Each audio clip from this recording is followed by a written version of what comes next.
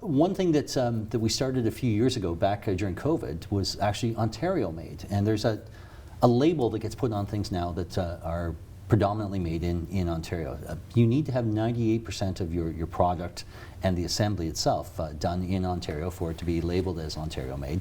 And when you see that graphic on something, you can be assured that it's 98% coming from Ontario. So I mentioned a little bit about the products from Swish Maintenance or from Charlotte Products. There's a prime example of it where it's not just the raw material that they're using, the final product, everything about it is made not just in Ontario, but in Peterborough.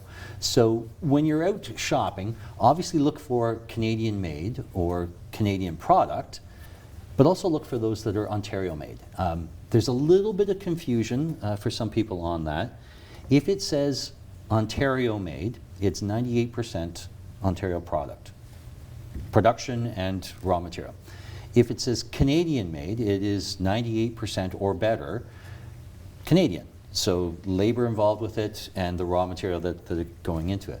If it is product of Canada, it's not. It's only 51%.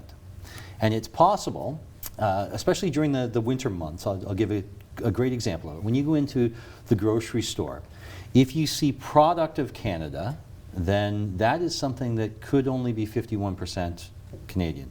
If you see made in Canada, it could be 98%. So when you're buying your fruit and vegetables, just as an example, we'll have things that will be grown in Mexico. They'll be shipped up to Leamington where they're packaged, they're divided up, and so on. That is product of Canada. It's grown in Mexico, but it's all processed here in Ontario.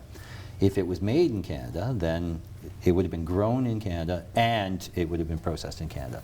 So when you're looking for things, if you're looking for fresh vegetables, just as an example, the greenhouse industry in Ontario, at the moment, they export most of their product into the United States.